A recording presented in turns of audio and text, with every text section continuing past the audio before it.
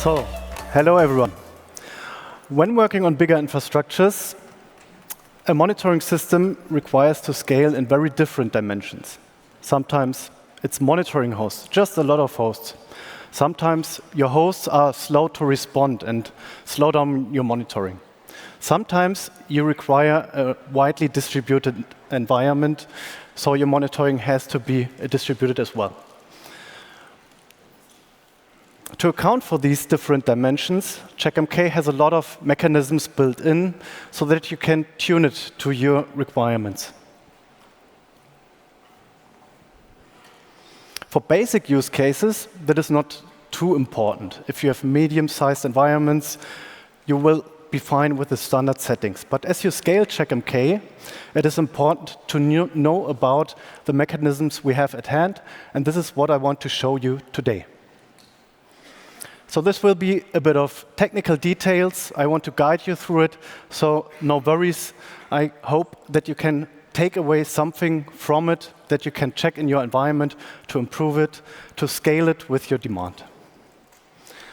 So the basis for pinning down performance bottlenecks effectively is a solid understanding of the system you're working with.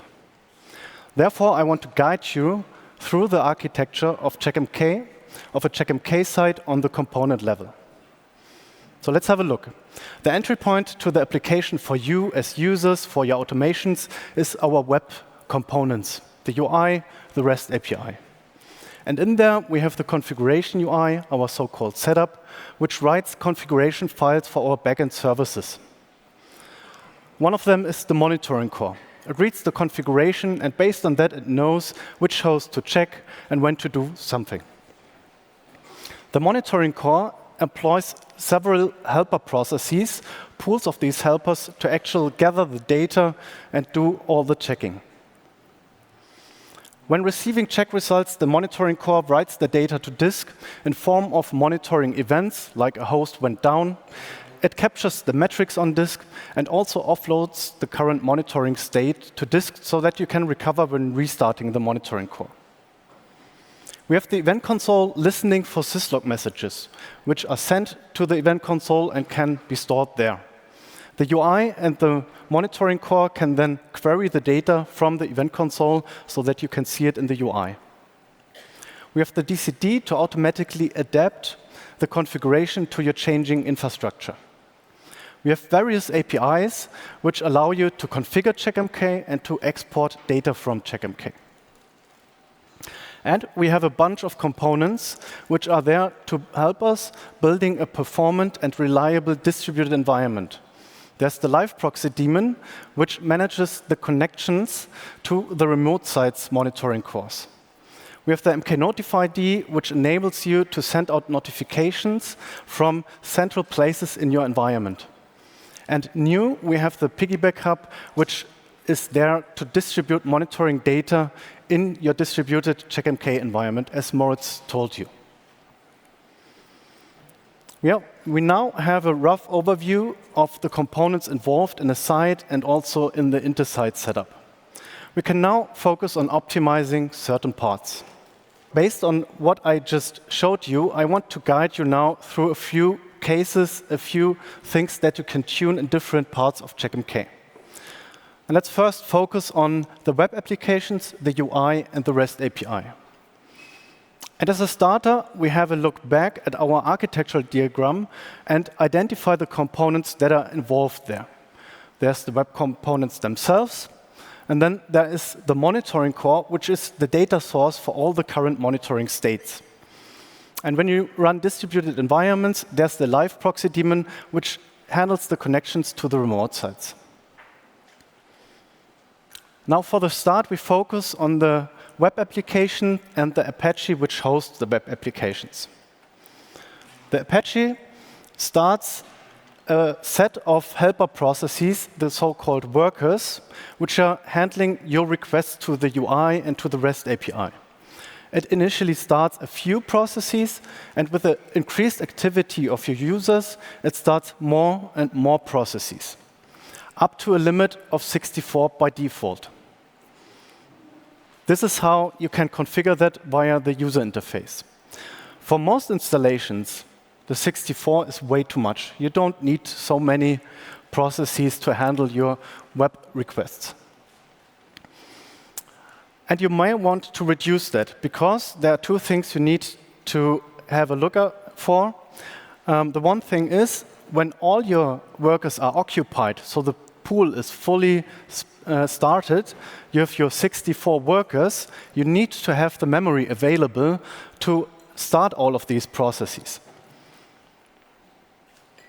The other thing is, when you optimize the number now and reduce it, you need to be careful that you don't reduce it too much.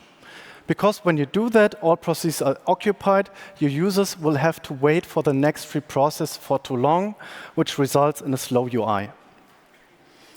Now, we have a few things in Checkmk which you can have a look at when you want to tune this configuration. Now, new in 2.4, there is the new process check for the Apache processes. It shows you the number of running workers and tells you how many workers you need over time. In our use case, that's roughly between 5 and 11. And when you now think about what should be my option to set to, the 64 is way too much, you can end up with, for example, 20, which would be some headroom, which sounds good. But still, when you do, you should double-check the memory consumption. You should have a look at the size of processes in the same service, which tells you how much memory is consumed by your Apache processes. Compare that to the memory you have available in your system. You can have a look at the memory graph of your Checkmk server and see how much memory there typically is for new processes. We have a dedicated graph for that. That's called estimated RAM for new processes. Compare that and you will get a feeling and understanding whether you have enough resources available. In addition to tuning the workers to the workload you currently have, you also have the opportunity to reduce the workload. One entry point to that can be the OMD Apache service on your Checkmk server, which works with the access log of your Apache. It groups the requests into logical groups like Checkmk dashboards, and then tells you whether one of these groups causes the majority of the requests to your Apache server. You may see a group which takes the majority of requests, and if you see something like that, you can have a look at the access log of the application, for example, of the Checkmk Apache access log, and see which users and which pages in particular cause this load.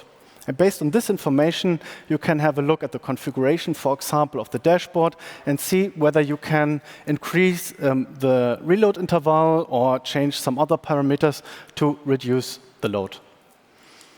Another feature which also comes in handy here is the slow view log.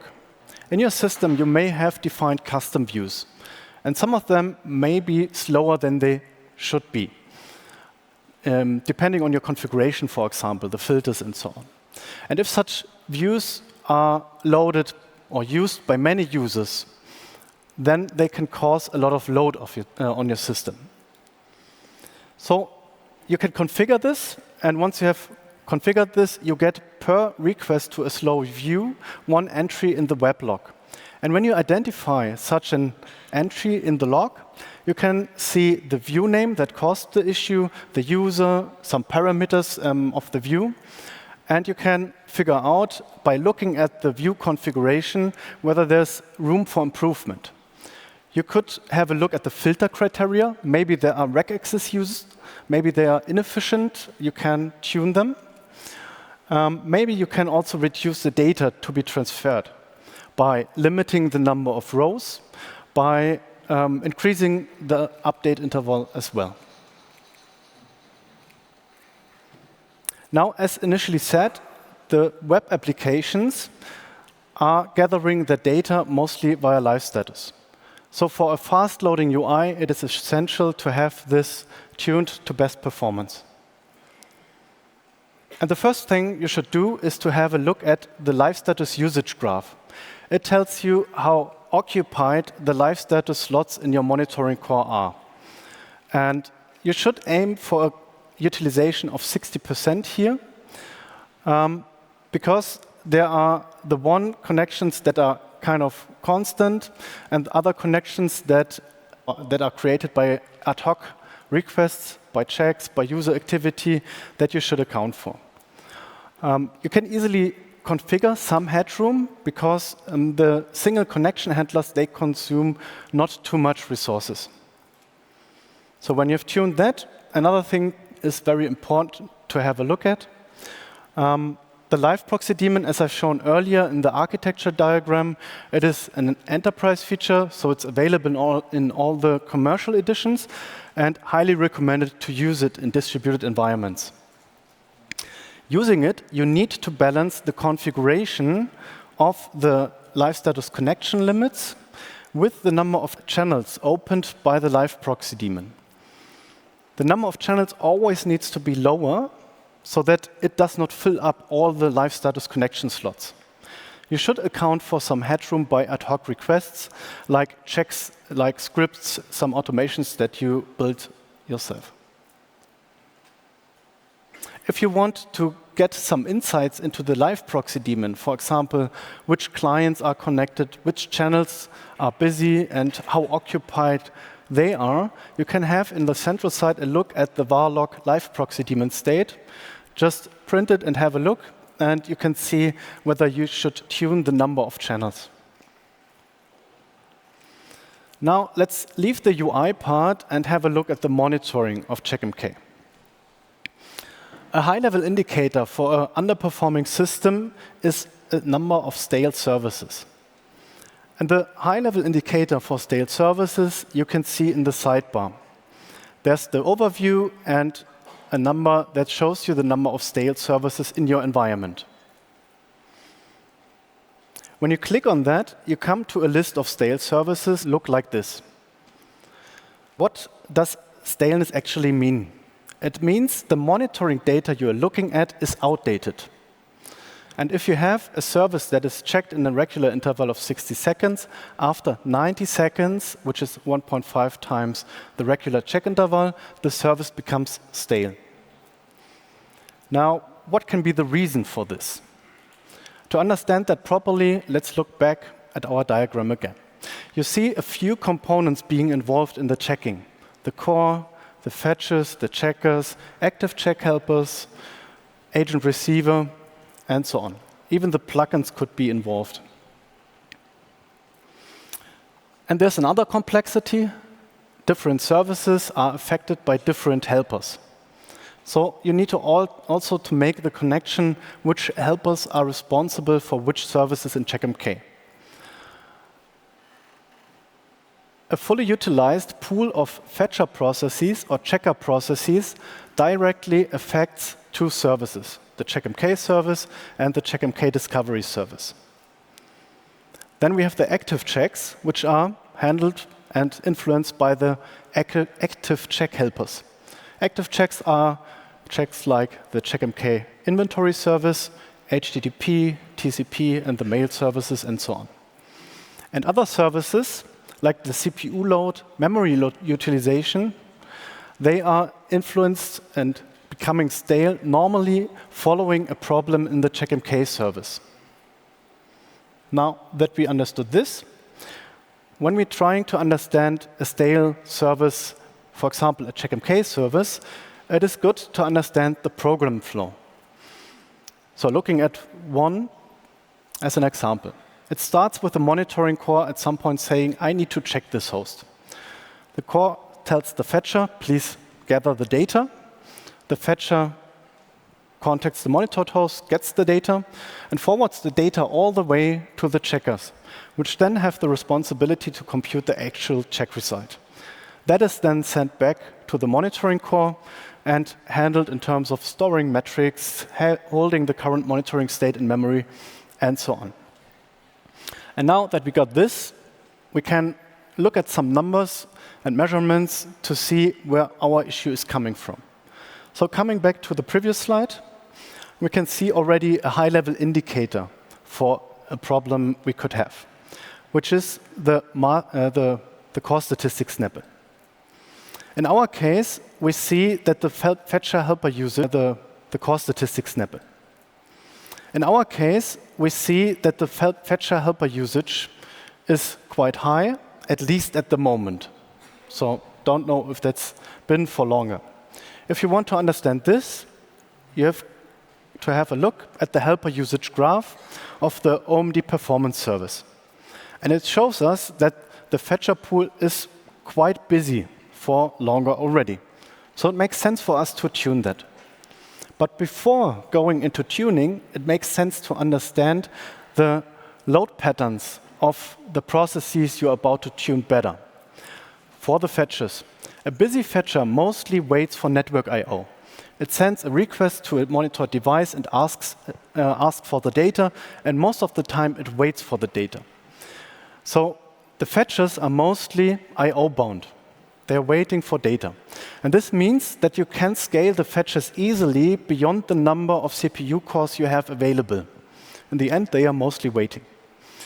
But you need to have a look at your memory consumption and should not overload the memory. You should aim for a fetcher utilization of 60% to have enough headroom to account for temporary slowdowns, like network timeouts, for example. When looking at the checkers, it's quite different. The checkers are mostly computing check results. They get some data, and then they are computing things. And there it is important to notice that this is CPU-bound workload. So you should not increase the number of checkers beyond the number of CPU cores available. You can do, but if you do, and the pool is fully busy, you get into context switching, which causes overhead and slows down the computation in the end. And there you should aim for 80% utilization.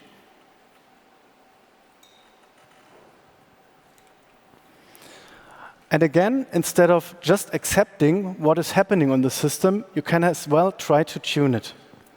And there a view comes in handy, which is called the service check durations. It gives you a top list of service checks that need the most time for such a check interval I just showed you. Our top entry here is 30 seconds, and as we see, it's the special agent OTEL. It could as well be SNMP devices. And if you have SNMP devices which slow down your network, I will come back to that in a minute.